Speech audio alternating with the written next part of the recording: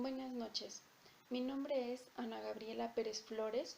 Soy estudiante de Psicología en la Universidad Nacional Autónoma de México y les voy a explicar cómo se utiliza el modelo de probabilidad en la psicología. Los modelos de probabilidad tienen muchas áreas de aplicación y una de ellas es la psicología, donde se utiliza dentro de la investigación cuantitativa para medir fenómenos o eventos que puedan o no ocurrir, en la experimentación y en la comparación de programas de atención. Se basa en pruebas y baterías ya existentes y estandarizadas, con las que obtendremos una validez y una confiabilidad más certera sobre nuestros resultados. Dentro de los modelos de distribución en la probabilística, uno de los más utilizados es el modelo binomial, el cual surge a partir de los ensayos de Burnelli y debe cumplir con las siguientes características. Solo puede existir dos resultados denominados éxito y fracaso. La probabilidad de obtener una respuesta u otra es la misma en cada uno de los ensayos. Utiliza variables discretas, es decir, variables que se pueden medir. La fórmula que utilizamos para calcular la probabilidad es la siguiente.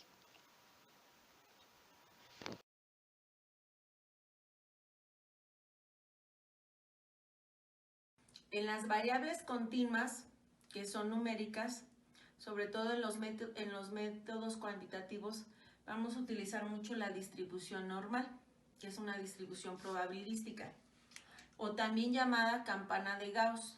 ¿Por qué campana de Gauss? Porque cuando la graficamos tiene forma de una campana. En psicología vamos a hacer un ejemplo. Vamos a graficar, en este caso, vamos a hacer un ejemplo de un rango de chicos que duermen determinadas horas. Entonces vamos a poner que aquí duermen 6 horas, aquí duermen 8 horas y aquí duermen 10 horas. ¿Sí? Aquí están nuestros chicos o adolescentes. Estos pueden ser en un rango de 12 a 15 años, más o menos.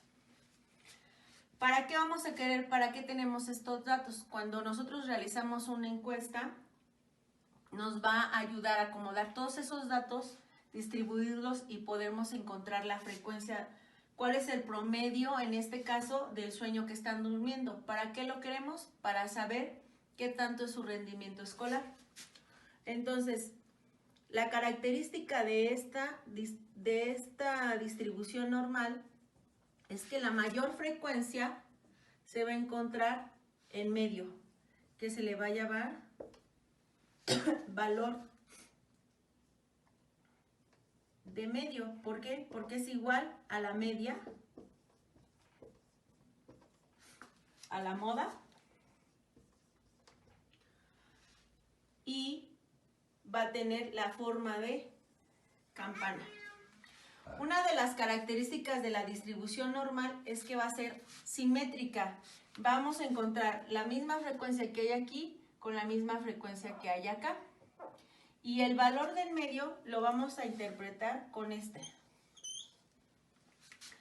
Y estos nos van a hacer su desviación típica.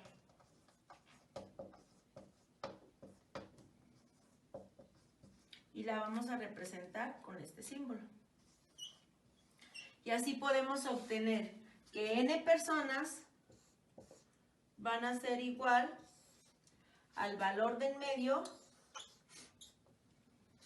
con la desviación típica. Esa es la manera en que la vamos a representar.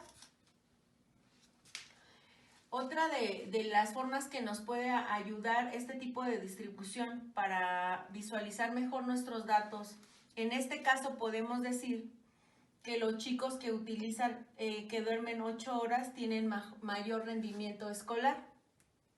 Este es un ejemplo así básico para poder entender por qué nos ayuda la distribución normal en los métodos cuantitativos.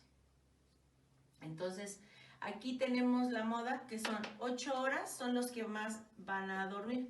Yo de aquí puedo sacar una serie de preguntas que me digan, bueno, cuáles son los que duermen más, cuáles son los que duermen menos, y todo esto lo podemos sacar a través de una fórmula de integración. Pero por el momento, entendiendo el significado de distribución normal, pues es un método que nos va a ayudar a agrupar nuestros datos de manera que en medio vamos a saber la media de los datos que estamos obteniendo. Licenciatura en psicología y me tocó describir lo que es la contrastación de la hipótesis. Primero que nada tenemos la definición de la hipótesis nula. De acuerdo a los investigadores, ellos la usan porque es posible expresar una discrepancia o relación entre las variables. Es una proposición respecto a la relación que existe entre dichas variables. Y es usada en todo tipo de investigación donde se cuenta con dos o más grupos para rebatir, negar o refutar. Lo que afirma la hipótesis de investigación es la expresión de la negación de las relaciones que supuestamente existe entre dichas variables, las cuales se encuentran representadas en la hipótesis de investigación. La hipótesis nula se representa por H0 y se llama hipótesis nula. Con esta se busca contrastar. Y esta hipótesis es planteada primero. Se debe mantener a menos que los datos indiquen que es falsa. Si los datos indicaran que es falsa, la debemos ya quitar o rechazar. La hipótesis nula contiene los signos igual, mayor que o menor que. Y esta nunca es aceptada, solo se rechaza o se acepta. También tenemos lo que es la definición de la hipótesis alterna. Esta se representa por H1 debido a que se encarga de establecer la relación que existe entre las variables o la diferencia que se encuentra en los tratamientos experimentales. La H1 se conoce como la afirmación y se encuentra en la hipótesis de investigación, que el investigador busca sustentar a sabiendas que no puede ser demostrada. La H1 se conoce como la alternativa a la H0 y unidas nos dan el origen a una serie de probabilidades lógicas para las relaciones que se encuentran bajo un estudio. Esta se representa de la siguiente manera: A diferente de B. Únicamente se formula cuando es necesario plantear otras explicaciones que sean complementarias a la hipótesis original. Esta hipótesis, de forma general, ayuda a argumentar la hipótesis que se ha puesto a prueba. Sin embargo, refleja resultados concluyentes de acuerdo con Juni y Urbano en 2014. La hipótesis alterna se representa por H1 y es contraria a la hipótesis nula. Es la hipótesis que se busca verificar. La hipótesis alterna nunca va a contener los signos igual, mayor que o menor que. La hipótesis alterna se puede aceptar o no aceptar.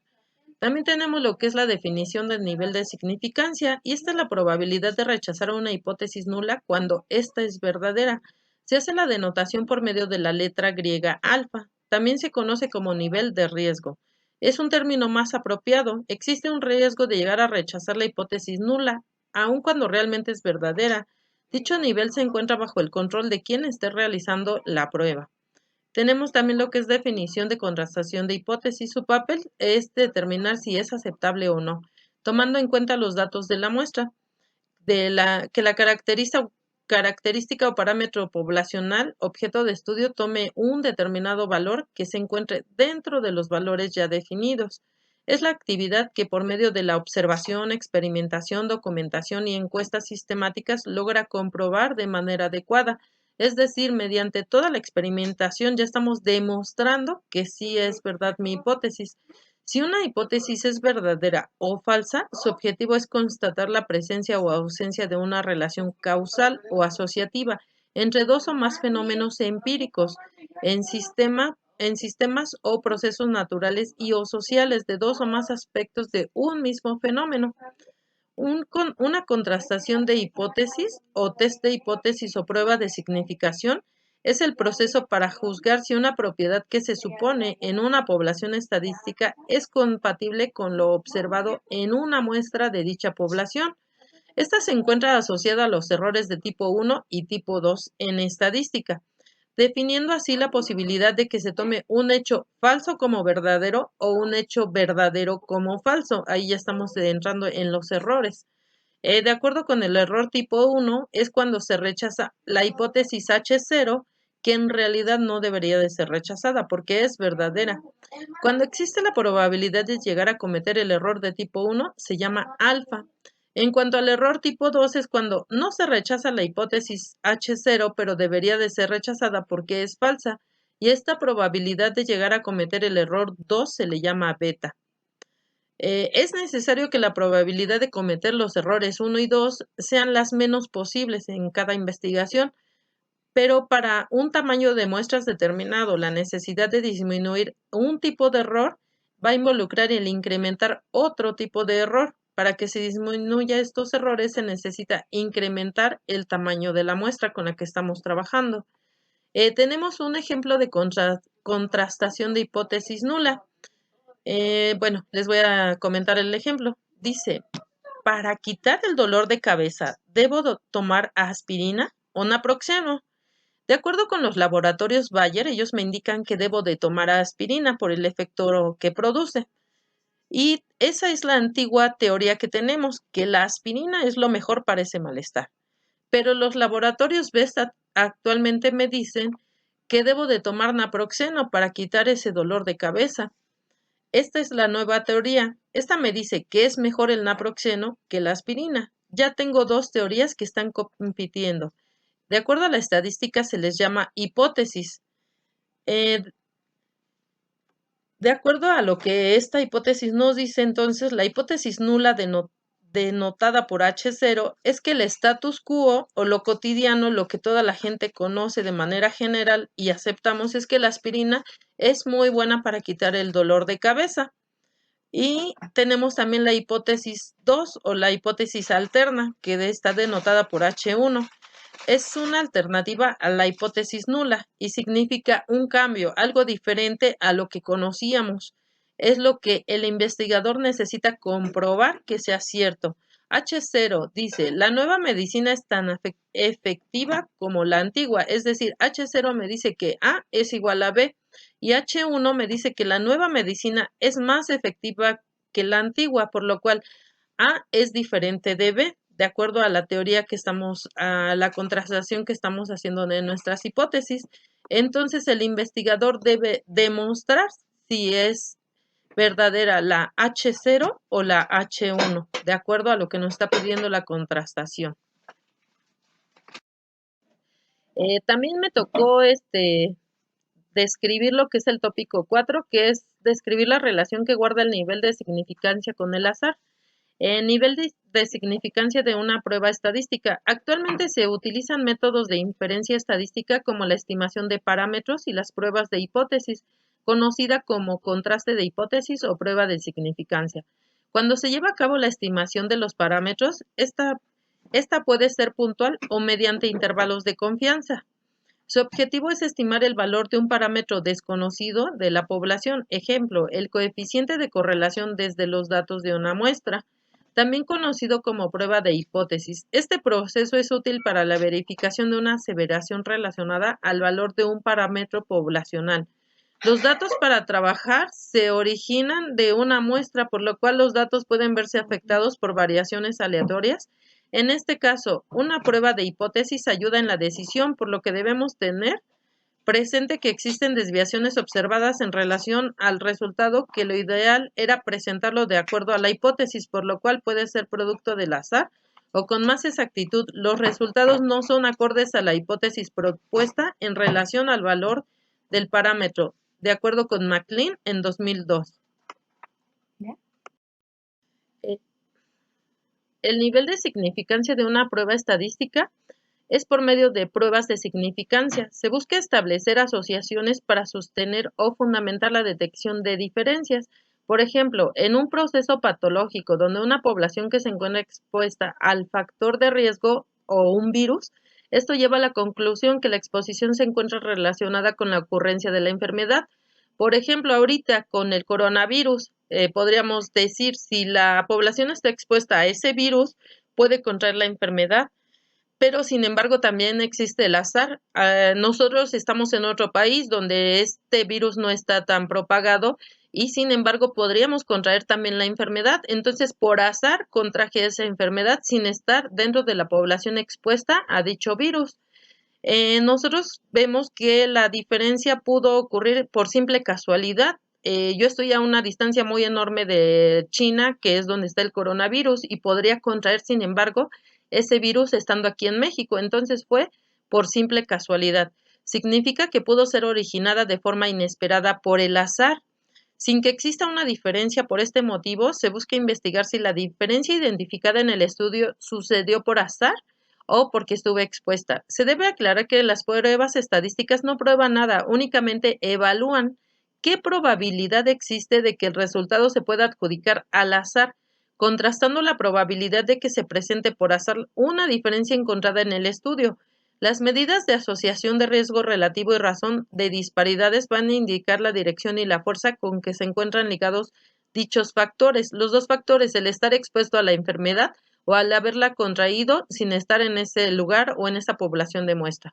Por ejemplo, se consideraría los dos factores, exposición, enfermedad, los cuales se pueden utilizar como prueba de significancia Ejemplos estadística. de variables aleatorias, discretas y continuas en psicología. En esta pequeña cápsula veremos ejemplos de las variables aleatorias, discretas y continuas. Para esto vamos a definir que la variable se define con bases en los términos de función y espacio muestral, y que son un conjunto de resultados posibles de un experimento. La variable aleatoria discreta es aquella que puede tomar valores correspondientes a números reales en una función tal cual, y que sus primeros elementos son puntos de espacio muestral. Las variables aleatorias continuas son aquellas en las cuales siempre existe un valor potencialmente observable en dos valores. Y cabe destacar que en la distribución binominal se le denominan también discretas y se refiere a dos rubros que es fracaso o éxito. Y la distribución normal son continuas, pero también son numéricas completamente.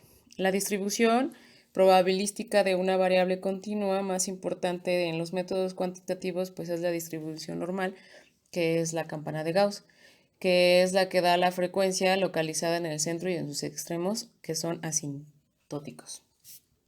Y bueno, como ejemplos de las variables continuas, como lo muestra el ejemplo, pueden ser, por ejemplo, el carácter, pueden ser el tiempo de distancias, puede ser la estatura, puede ser el nivel de colesterol, puede ser el nivel de estrés, puede ser la pérdida de peso, la reducción del tiempo, puede también ser medidas y las probabilísticas de disminución de cualquier síntoma de estrés o ansiedad. En este caso, pues yo puse dos ejemplos un poco más claros, que por ejemplo sería la probabilidad de la disminución del estrés si alguien, determinada persona, corre 1 kilómetro diario. O el tiempo de la distancia que se recorre de la casa al psicólogo. Puede ser también la medición del nivel de estrés en una persona que labora 8 horas diario, o puede ser 10 horas o 24 horas. Puede ser el estrés, medir el estrés que se provoca una persona con obesidad, el estrés que le provoca la pérdida de peso, ¿no? Es decir, son las que pueden ser contables, ¿no? Como lo veíamos en el ejemplo, que las distribuciones normales continuas siempre van a ser numéricas. El tipo de variables, ¿no? En otro ejemplo podemos tener aquí las aleatorias discretas, que aquí yo tengo 4 ejemplos. Puede ser el número de veces que alguien acude al psicólogo. Puede ser también el número de jóvenes con depresión en un grupo de tercer año de secundaria. El número de accidentes laborales que ocurren en una empresa por no tener un buen plan de protección. Y puede ser también el número de malos hábitos de alimentación de una persona seleccionada al azar.